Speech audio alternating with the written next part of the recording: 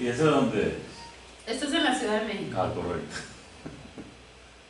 Ay, ¿cómo vuelvo a la carpetita? No soy muy ágil. Ah, me voy a Es una PC. Mi terror es no estar en una PC y que me toque exponer. ¿A ti? Sí, mi terror. Una vez lo hice y después es importante. Esto es en el metro de la Ciudad de México.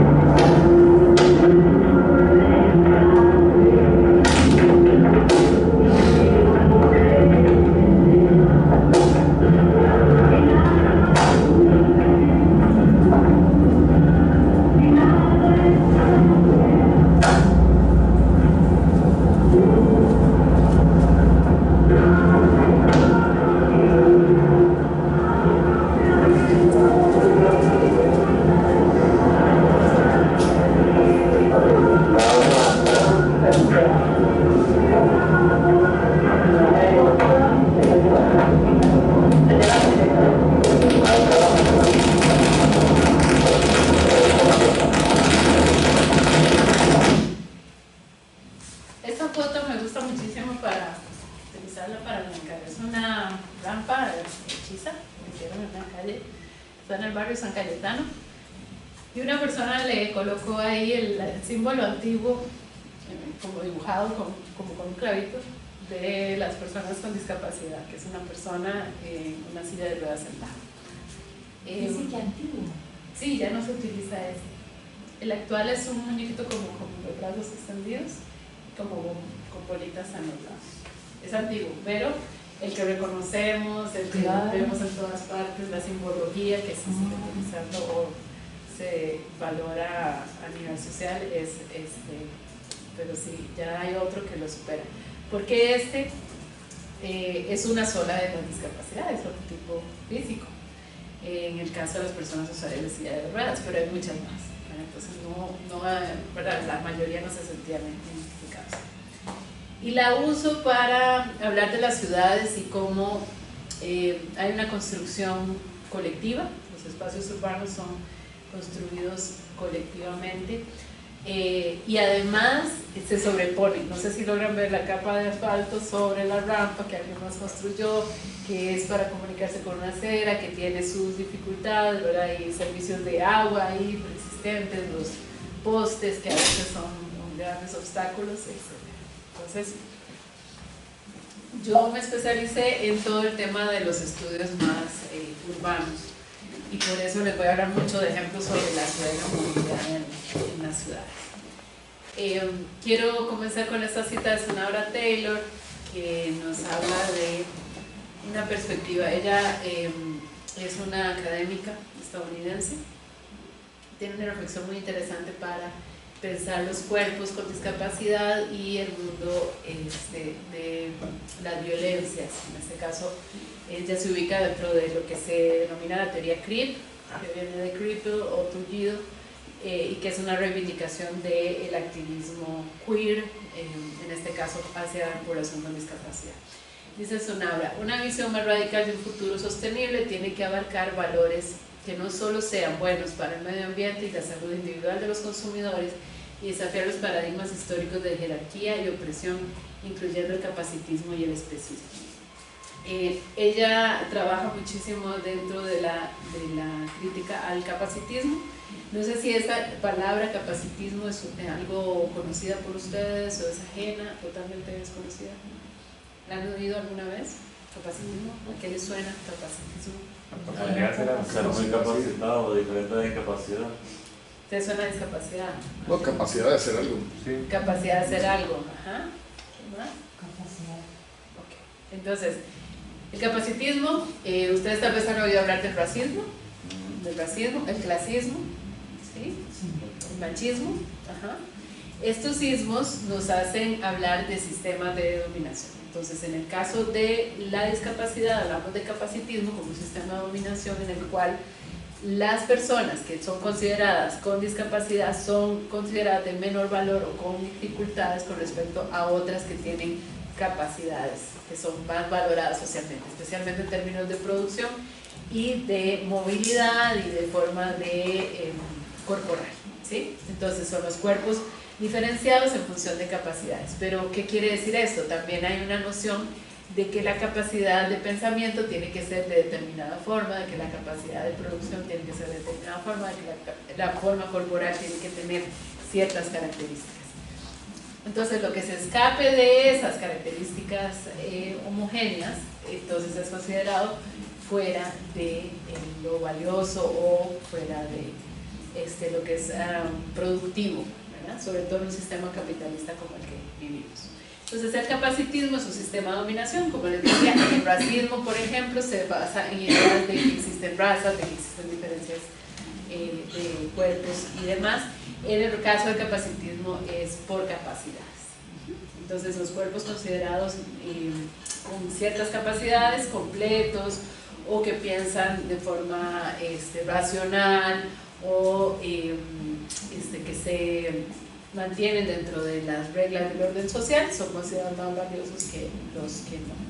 Entonces, eso y el especismo tiene que ver con las especies, o sea, pensar que el ser humano como especie, la humanidad, es la más valiosa, la más importante con respecto a cualquier otra especie en el planeta. Entonces hay una conexión que ella hace entre el mundo animal y el mundo de la discapacidad y las discriminaciones que vienen aquí. Les hablaba un poco del término de lo del tacto. Las personas con discapacidad nos permiten comprender las ciudades, los sonidos, las experiencias desde el sentido del tacto. Y me hizo este estudio tener mucha reflexión sobre el tema del tacto, porque las personas con discapacidad utilizan múltiples formas para orientarse en el espacio, sobre todo los espacios abiertos, urbanos, a través del tacto. O sea, el percibir sonidos, el percibir calor, el percibir distancia de objetos, el percibir el humo, el aire, ¿verdad?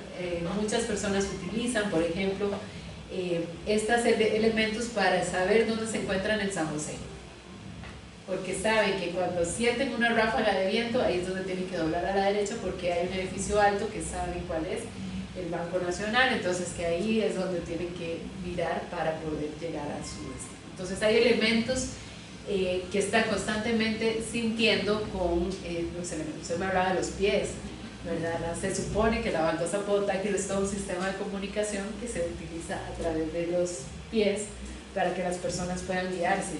Pero en nuestro uso de ese sistema, que son las baldosas que hay sobre las aceras de color amarillo, a veces desembocan en un comercio o en un poste o en cuestiones, ¿verdad?, que van a hacer que la persona se tropiece o se accidente. En el caso de las aceras, que se puedan utilizar, ¿verdad? Porque el otro gran tema es que tenemos... Qué pena, tengo que retirarme No se porque ahorita voy a recitar. No, me interesa mucho porque mi papá recién el año pasado le amputaron un dedo y yo tuve que andar con él por todo San Pedro en una silla de ruedas. Y ha sido de las experiencias más terribles, deprimentes, pero con permiso. Propio. No se preocupe. Ojalá nos cuente esa anécdota. Suerte, niño. Un plazo.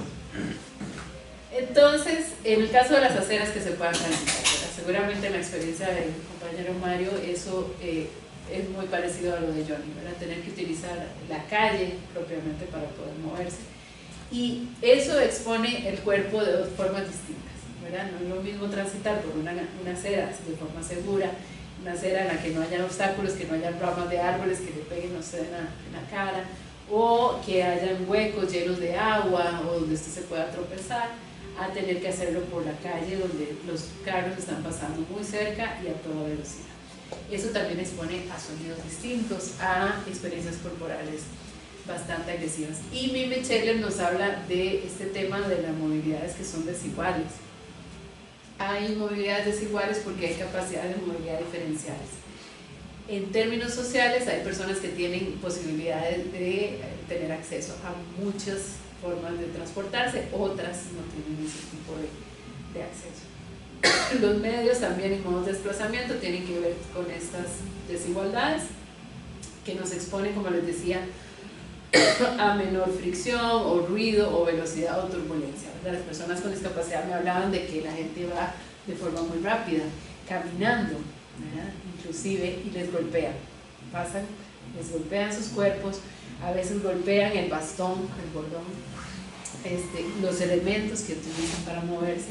Y parte importante de esta investigación nos llevó a pensar en que los cuerpos de las personas con discapacidad son cuerpos expandidos, es decir, la silla de ruedas, el bastón, el bordón son parte de sus corporalidades.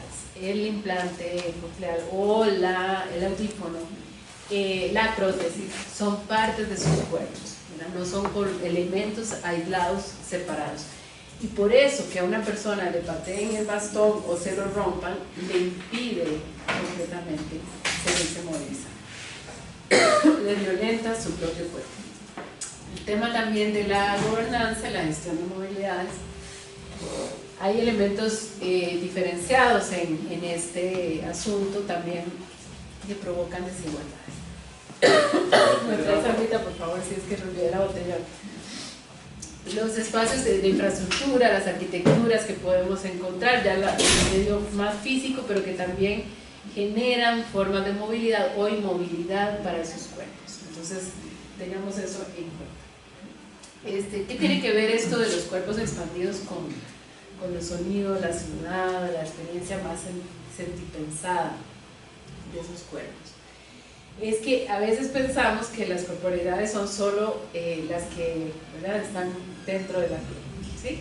Entonces, para el espacio que se destina a una persona, se tienen ciertas medidas estandarizadas, consideradas universales, y esto pasa y se reproduce constantemente en múltiples lugares y espacios de nuestras ciudades. En las unidades de transporte, en el Ministerio del Transporte Público, en el inmobiliario urbano de los parques, en las mismas aceras o banquetas. Y esto está muy marcado, por ejemplo, en la experiencia, esta es una persona ciega o de baja visión. En este caso yo iba recorriendo en San José, ese es el bulevar de la avenida 4, el 4 es el paseo de la Unión Europea, es la 4, creo que sí.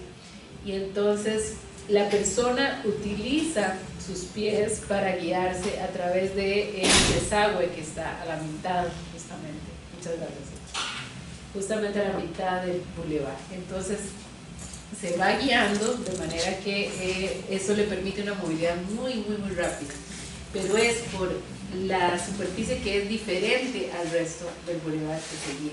Y no fue una superficie pensada para que una persona se guiara, sino que es el uso de esta persona que le lleva a utilizar esto para guiarse.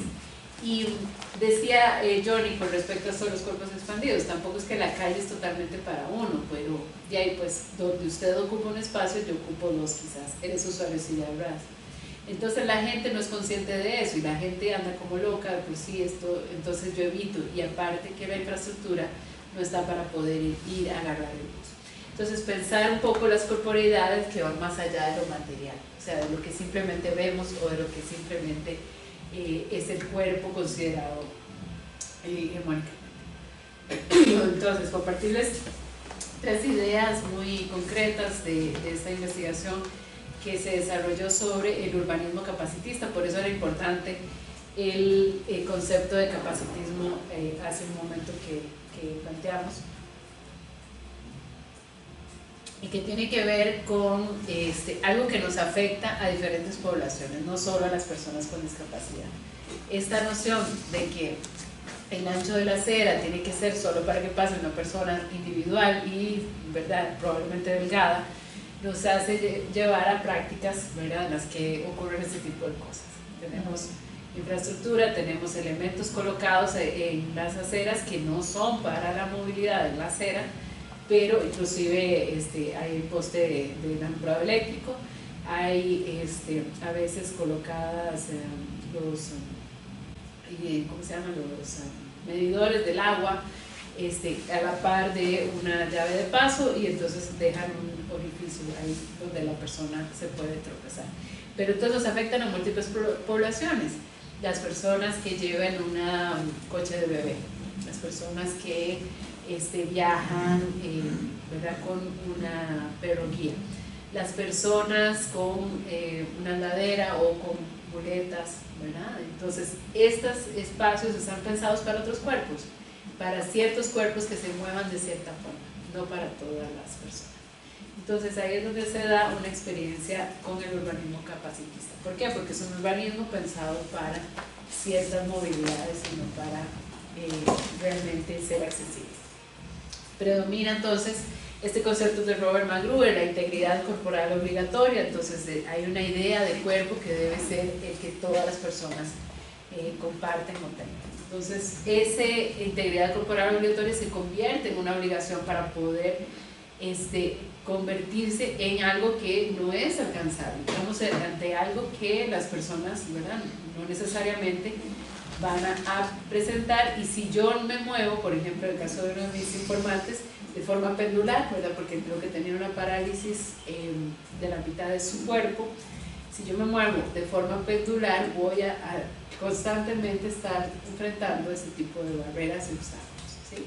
Lo mismo que si tengo un recurso como la andadera.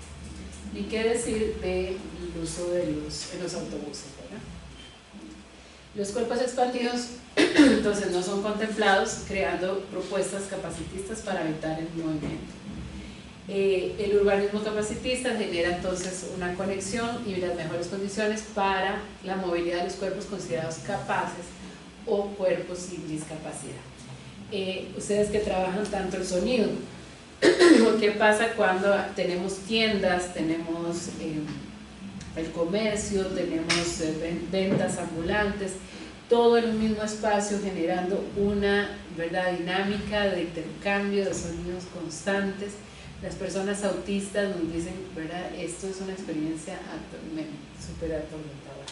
Entonces pasamos una violencia constante en esta forma en la que pensamos que puede ser en los sonidos urbanos y que está permitido, ¿verdad? Porque si bien hay regulación de los decibeles que pueden tener tanto los vehículos como los comercios, esto no se cumple a cabalidad. El otro tema son las redes, ¿verdad? Por eso el tema de sentipensar la ciudad es tan importante, porque es a través de estos cuerpos. Las redes, que pueden ser redes vivas de personas que dedican sus cuidados al trabajo, al mantenimiento de la vida de otras personas, se dan a través de interdependencia y de este tipo de intercambios. Puede haber también redes que tienen que ver con infraestructura, y ahí es sumamente importante toda la labor de los gobiernos locales, tanto en la construcción como en la regulación, ¿verdad? Porque en nuestro país la legislación nos dice que las ciudades, el frente de la propiedad, el propietario es el encargado de construir las aceras.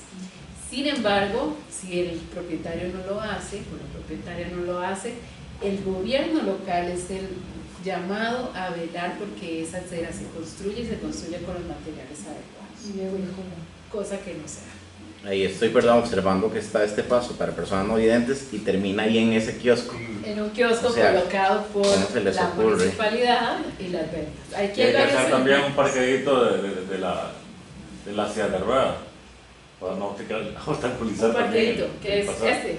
Sí, no, está ahí, está obstaculizando a las personas que sí pueden caminar. Debería de haber, de parte de la municipalidad, un espacio para poder poner la silla de ruedas que no obstaculice.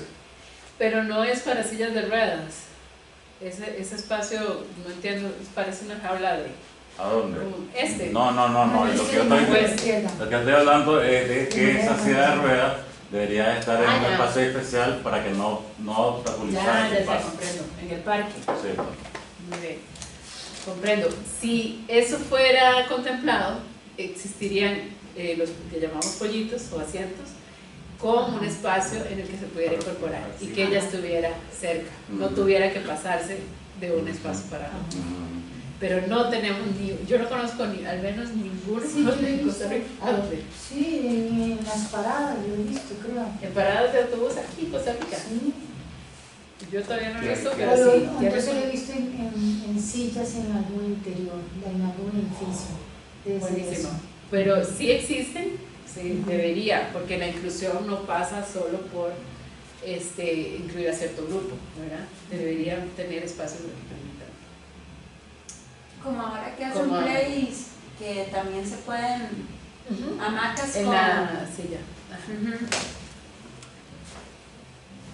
Sí, las estaciones de ejercicio. Y justamente en esta segunda foto, ¿verdad?, faltan baldosas, aquí hay unas ausentes, y va directamente al comercio. Aquí están los huequitos que les decía, que quedan ahí, y otros obstáculos que quedan. Y eso que es la parte de la ciudad que está con la electrificación subterránea, ¿verdad? Ahí no tenemos los famosos postes y un montón de cables que a veces también... Una pregunta.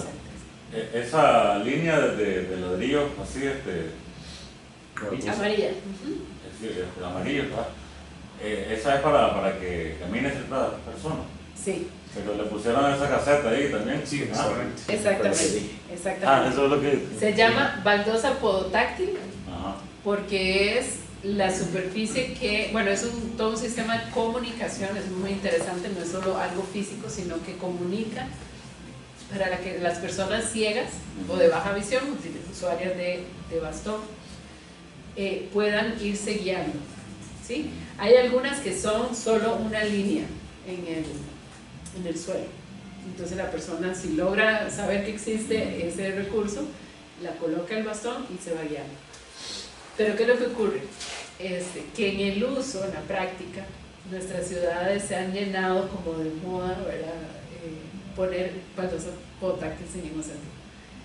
Y no necesariamente conecta, no necesariamente comunica. Creo que ahora les voy a mostrar otra fotografía. Se supone que esa línea de comunicación, por ejemplo, una persona me decía, esta separación, incluso en el campus mismo de la Universidad de Costa Rica ocurre. La separación no puede ser tan grande porque no le va a servir de nada a la persona con el bastón. En esos casos hay diferencias en los tipos de baldosa y hay unas de puntos. No sé si alguna vez han visto unas con puntos y no con líneas, que lo que señalan es que hay un objeto o hay un peligro, que hay que detenerse. Sobre todo son las que se presentan hacia las esquinas o hacia las salidas. Normalmente tienen como un rodín al final del bastón para que puedan seguirlo. Algunos se mueven. Pero si es irregular es imposible. Es irregular, hay obstáculos. Hay gente que coloca las bolsas de basura ahí. Hay gente que coloca la moto, ¿verdad? Porque va a ser el mandado o lo que sea. O caminan por ahí. Caminan por ahí también. Siendo videntes. Sí.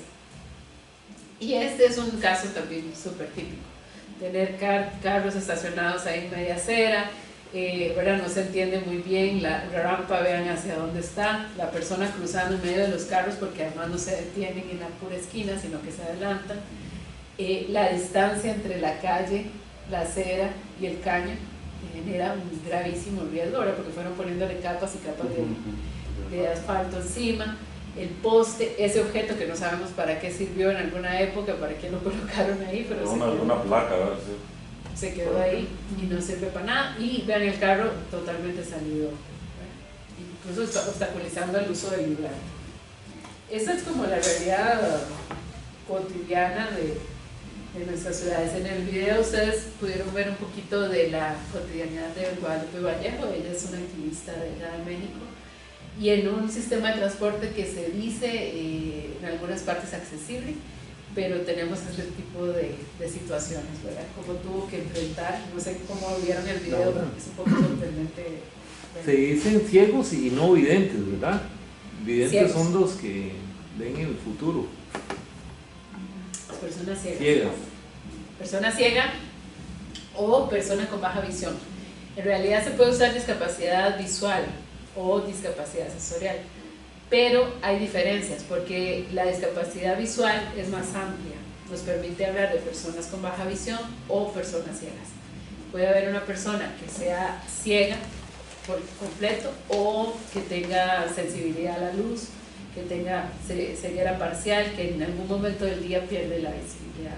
¿Cómo llamarle entonces a las personas con visión normal?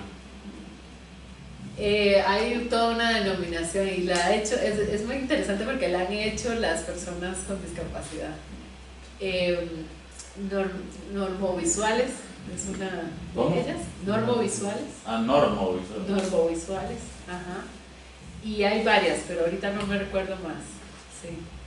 Yo tengo una colega que tiene como, o sea, solamente ve, tiene como el 20% de capacidad solamente en un ojo. ¿Esa es baja visión o tiene alguna otra? Habría que ver qué afecta a su cotidianidad, ¿verdad? Porque si con el ojo que ella puede ver al 100%.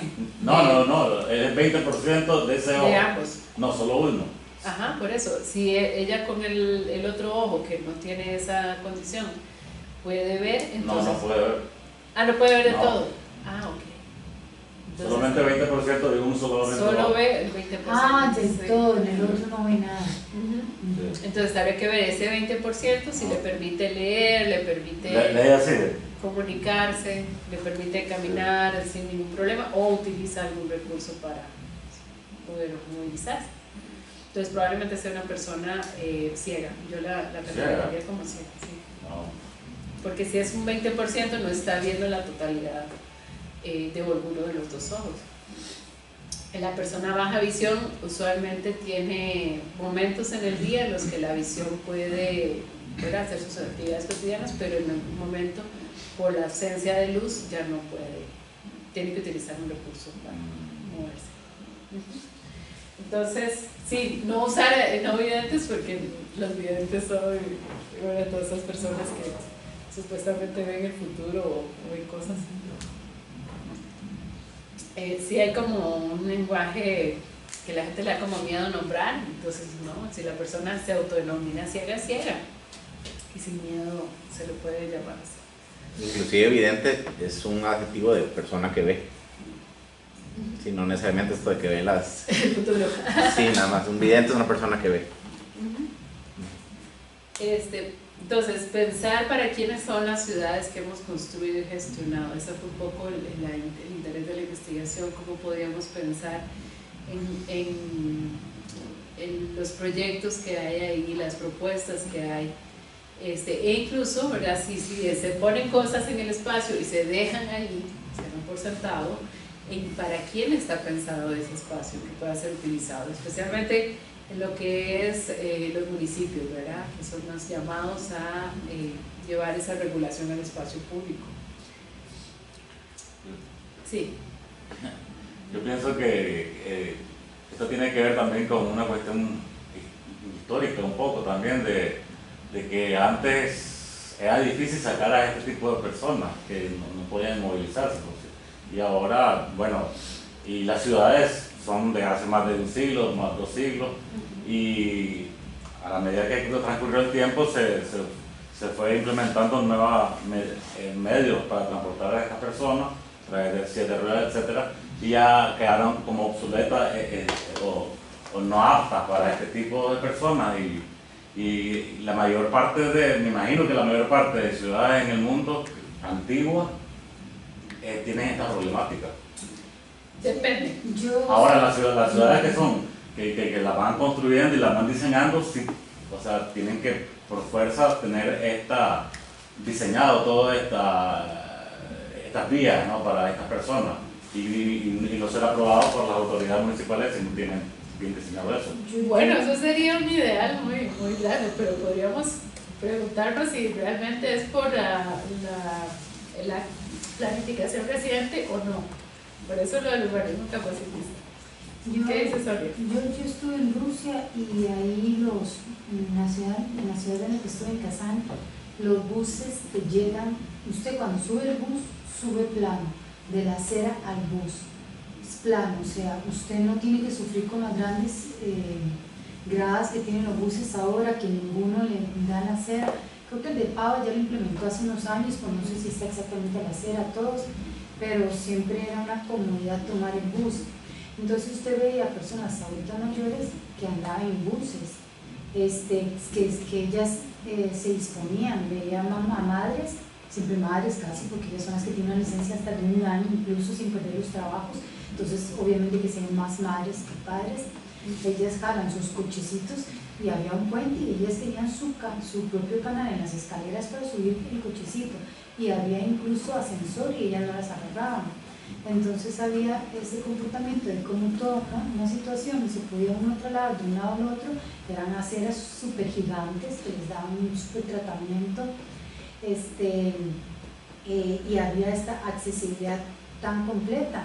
Incluso las señoras mayores, si tenían bolsas, no se dejan ayudar que les carguen las bolsas, porque ellas autónomamente cargan sus bolsas porque pueden entrar a ese bus que no es tan incómodo.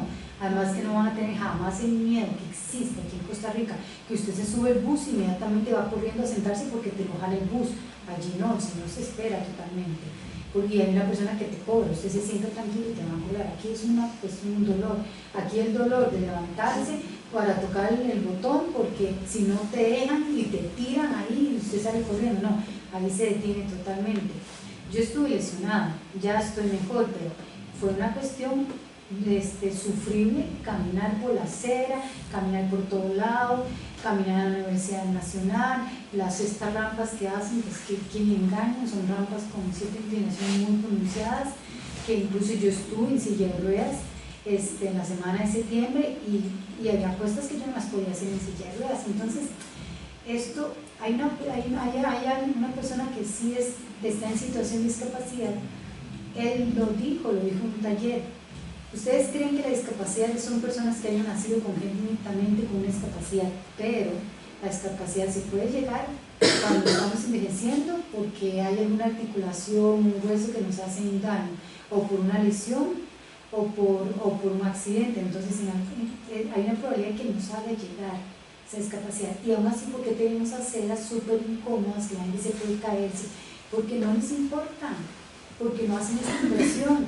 Son las personas que tienen 20 y 40 años que tienen que hacer esa inversión para ustedes de 70 años, para nosotros de 70 años. Pero ¿quién lo piensa? A nadie le importa. Nosotros todos vamos a ser una población que vamos a llegar fácilmente a 70, 80 años.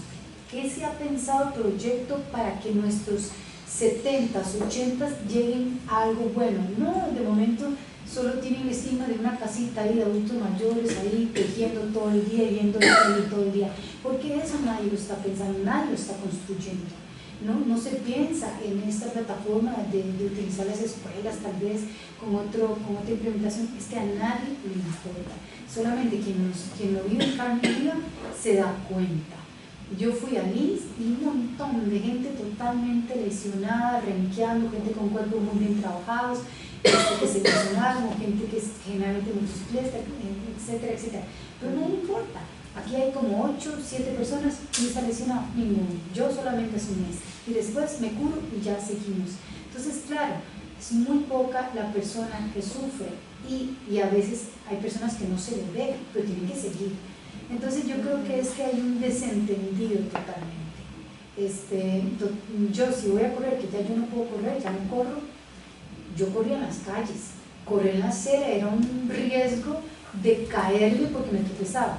Hace 20 años corría en las aceras como si nada. Ahora no, porque necesito, ya la tensión, los reflejos han bajado.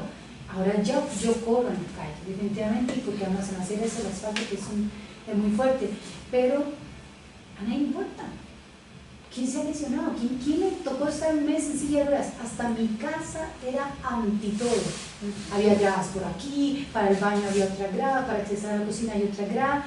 Todos lados había impedimentos para mí misma. Entonces, claro, quienes tienen los recursos económicos pueden andar en una silla de ruedas, pueden andar sin Uber, así fue como yo lo solucioné, pero los que no, o sea, esas personas que andan en silla de ruedas en las calles, o sea, qué coraje, pero, o sea, qué coraje de andar, y es lo único que tienen que hacer, porque no les queda otra, de momento, ¿verdad? Claro, y hay un tema interesante que acabas de tocar, que es el de la accesibilidad. ¿Sí? Hay mucho discurso de somos inclusivos, somos incluyentes, ¿verdad?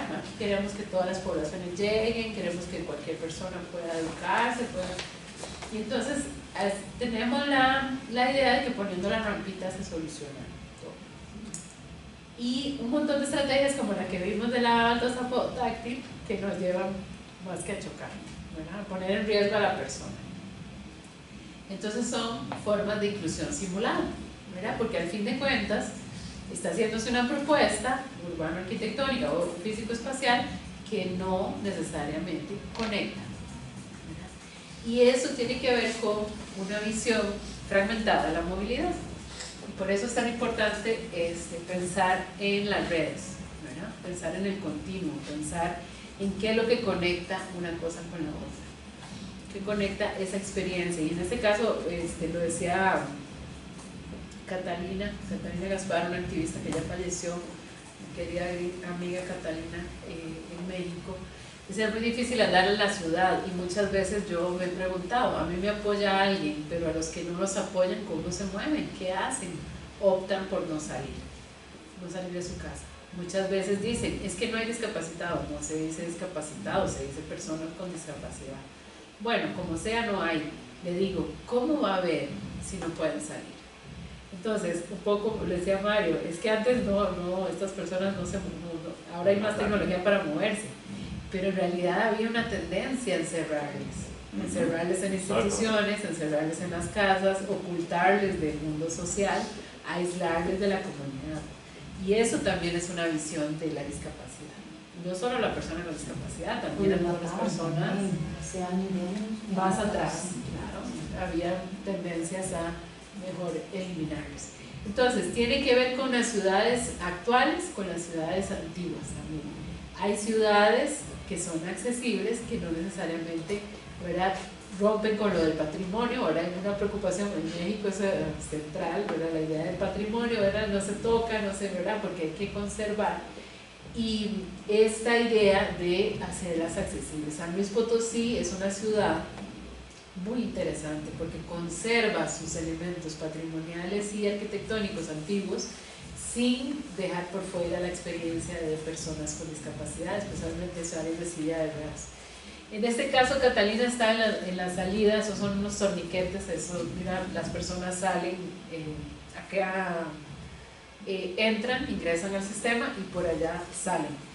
Pero en este caso, para poder salir en la silla de ruedas que ella utilizaba, es una persona talla baja, las personas con síndrome de Morquio casi siempre tienen talla baja, que es esta estatura pequeña, era usuaria de silla de ruedas, pero para poder salir por el acceso a la silla de ruedas tiene que haber un oficial de seguridad que abra la puerta.